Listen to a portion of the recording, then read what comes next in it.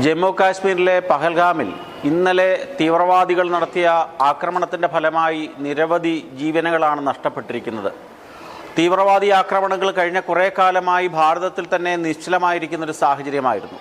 അതിൻ്റെ തുടക്കം കുറിച്ചത് കഴിഞ്ഞ മാസം ബംഗാളിലെ മുർഷിദാബാദിലുണ്ടായ കലാപമാണ്. ഇത് ഭാരതത്തിലെ ഹൈന്ദവ സമൂഹത്തിനെ ഉന്മൂലനം ചെയ്യുക എന്ന് പറയുന്ന തീവ്രവാദ ശക്തികളുടെ ഒരു കൃത്യമായ ആസൂത്രണത്തിൻ്റെ ഫലമായിട്ടാണ് ഇത്തരത്തിലുള്ള കൂട്ടക്കൊലകൾ നടന്നിരിക്കുന്നത്. തീവ്രവാദി ആക്രമണങ്ങൾ സ്വാഭാവികമാണ്. അതിനകത്ത് ജാതിയോ മതമോ അല്ലെങ്കിൽ അപരാധികളോ നിരപരാധികളോ ഒന്നും സാധാരണ തിരഞ്ഞു പിടിച്ചല്ല കൊല ചെയ്യപ്പെടുന്നത്. പക്ഷേ അതിൽ നിന്ന് വളരെ വ്യത്യസ്തമായി കഴിഞ്ഞ ദിവസം കാശ്മീരിലുണ്ടായിട്ടുള്ള ഈ തീവ്രവാദി ആക്രമണത്തിൽ ഹൈന്ദവ നാമധാരികളെ തിരഞ്ഞു പിടിച്ചുകൊണ്ട് കൊല ചെയ്തു എന്നുള്ളത് ആശങ്കയുളവാക്കുന്നൊരു വസ്തുതയാണ്. ഹിന്ദു സമൂഹത്തിനെ ഉന്മൂലനം ചെയ്തുകൊണ്ട് ഈ ഭാരതത്തിലെ ജിഹാദ് നടപ്പാക്കി ഭാരതത്തിനെ ഒരു ഇസ്ലാമിക രാഷ്ട്രമാക്കി മാറ്റാനുള്ള ഒരു അന്താരാഷ്ട്ര ഗൂഢാലോചനയുടെ ഫലമായിട്ടാണ് ഇന്നലെ കാശ്മീരിലുണ്ടായ ഈ നിർഭാഗ്യകരമായ സംഭവം.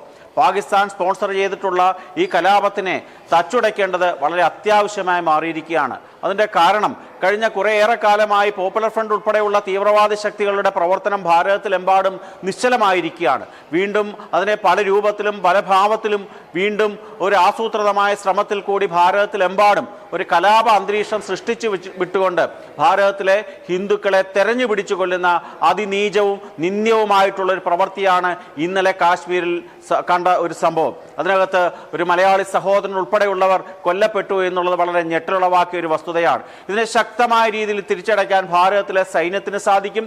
ഭാരതത്തിലെ സനാതന ധർമ്മ വിശ്വാസികൾക്കും ഒരു പരിധിവരെ ഇതിന് ശക്തമായി തിരിച്ചടി നൽകാൻ സാധിക്കുമെന്നുള്ളത് തീർച്ചയായും ഒരു സംഭവമാണ്, തീർച്ചയായിട്ടുള്ള ഒരു കാര്യമാണ്. അതിനുവേണ്ടിയുള്ള ശ്രമങ്ങൾ ഭാരതത്തിൻ്റെ സൈന്യത്തിൻ്റെ ഭാഗത്തുനിന്ന് ഉണ്ടാകുമെന്നാണ് ഞങ്ങൾ വിശ്വസിക്കുന്നത്.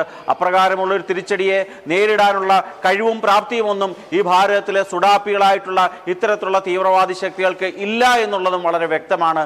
അതുകൊണ്ട് വിശ്വ ഹിന്ദു പരിഷത്ത് പോലുള്ള ഒരു ഹിന്ദു സംഘടനയുടെ പ്രധാനപ്പെട്ട ആവശ്യം ഇത്തരത്തിലുള്ള തീവ്രവാദ പ്രവർത്തനങ്ങളെ അതിൻ്റെ തുടക്കത്തിലെ അടിച്ചമർത്തണം. അതിന് കാരണക്കാരായിട്ടുള്ള അതിൻ്റെ ഗൂഢാലോചന നടത്തിയിട്ടുള്ള വ്യക്തികളെ കണ്ടെത്തിക്കൊണ്ട് അവരെ തിരിച്ചറിയാനും അവരെ നിയമത്തിൻ്റെ മുമ്പിൽ കൊണ്ടുവരാനും ഇത്തരത്തിലുള്ള കിരാത സംഭവങ്ങൾ ആവർത്തിക്കാതിരിക്കാനുള്ള ശക്തമായ നടപടികൾ സ്വീകരിക്കണമെന്നും വിശ്വ ഹിന്ദു പരിഷത്ത് ആവശ്യപ്പെടുന്നു.